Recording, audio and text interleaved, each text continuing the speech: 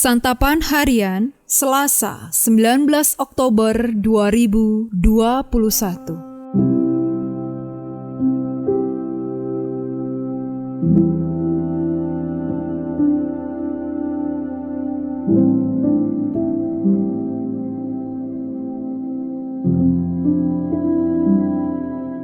Inilah program Santapan Harian, sebuah program yang mengajak Anda menelusuri isi Alkitab, agar Anda menemukan makna firman Tuhan sesuai dengan konteksnya. Santapan Harian tertuju bagi Anda yang ingin memiliki kehidupan rohani yang segar, kuat, dan sigap.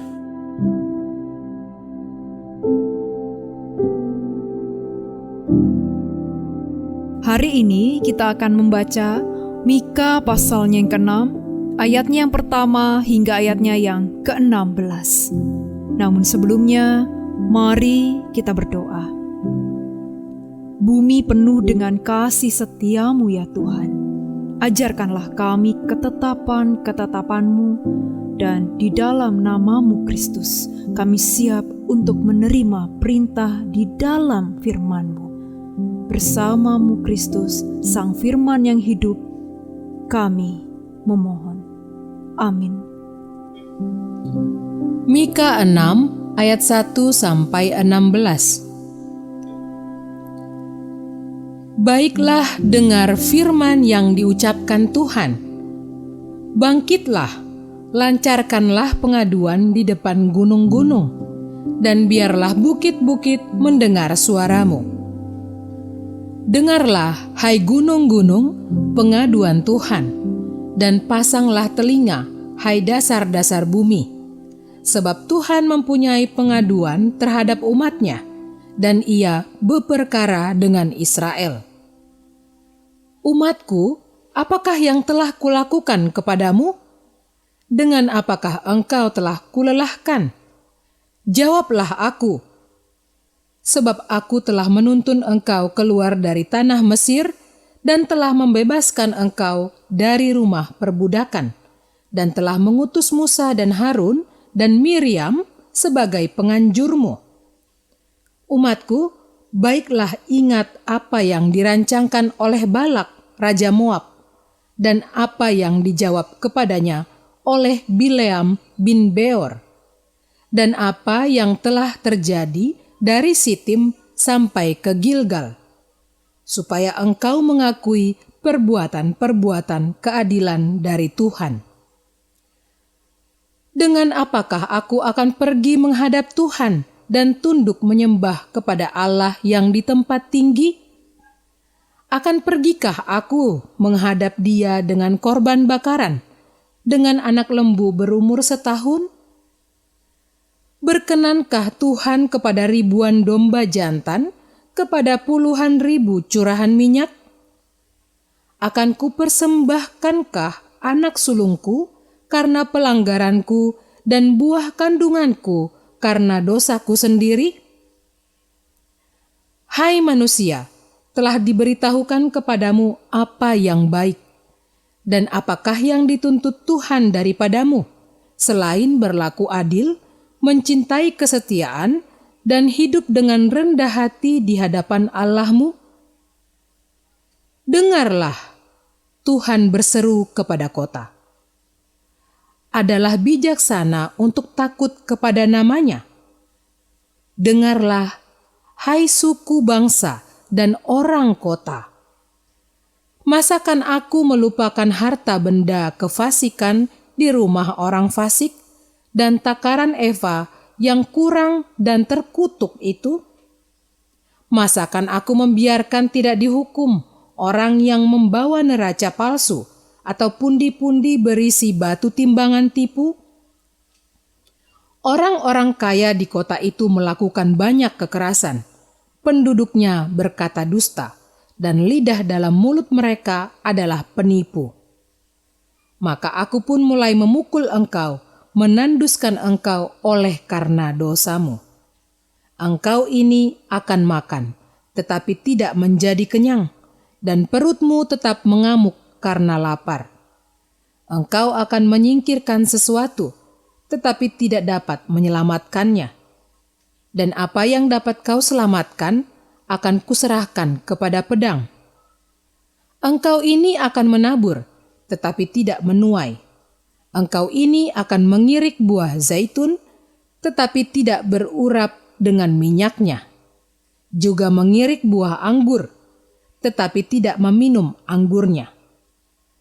Engkau telah berpaut kepada ketetapan Omri dan kepada segala perbuatan keluarga Ahab, dan engkau telah bertindak menurut rancangan mereka, sehingga aku membuat engkau menjadi ketandusan dan pendudukmu menjadi sasaran suitan. Demikianlah kamu akan menanggung pencelaan dari pihak bangsa-bangsa.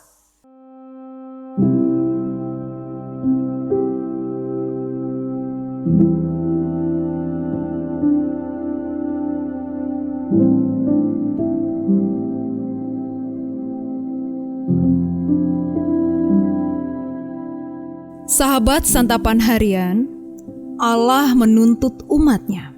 Ia menuntut bukan dengan kurban bakaran atau persembahan, atau nyanyian atau puji-pujian. Sebab Allah tidak menyukai korban bakaran dan pujian yang dinaikkan dari hati yang jahat.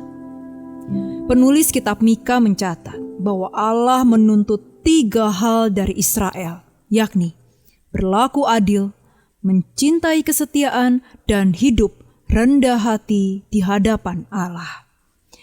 3 hal itu dituntut Allah karena umat pilihannya telah kehilangan keadilan, kesetiaan, dan kerendahan hati di dalam diri mereka.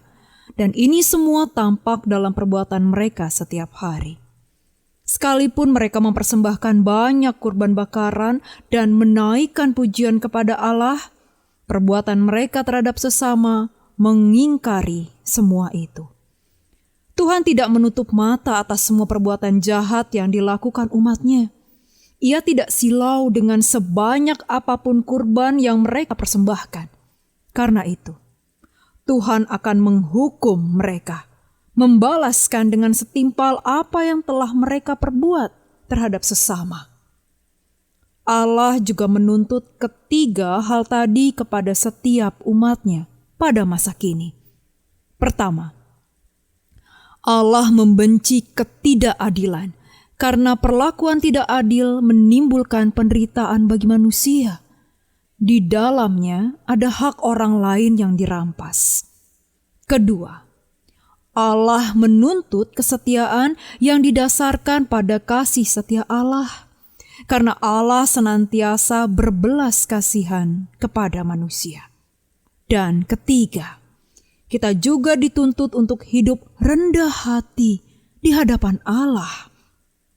Orang yang tinggi hati sulit untuk bersikap taat dan setia kepada Allah, sebab ia hanya bersandar pada pengertiannya sendiri.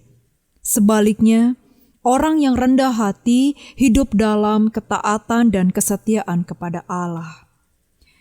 Jika kita berpikir, dengan memberikan persembahan besar dan menyanyikan pujian indah kita dapat lepas dari tuntutan Allah, itu keliru.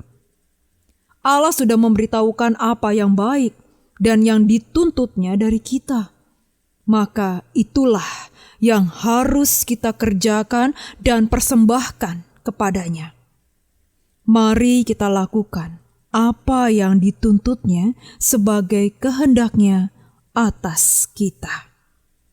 Mari kita berdoa. Hidup untuk melakukan kehendak-Mu Kristus adalah hidup yang paling bermakna.